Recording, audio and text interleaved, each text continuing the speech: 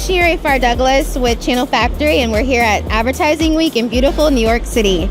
We're not only serving up great lunch, we're diving deep into the future of digital advertising. How can brands balance creativity and data-driven insights into their advertising strategies? I feel like data actually frees us and directs us and puts us in the right direction. You've got to actually go out there and listen to your consumer and hear from them firsthand and understand what drives their behavior.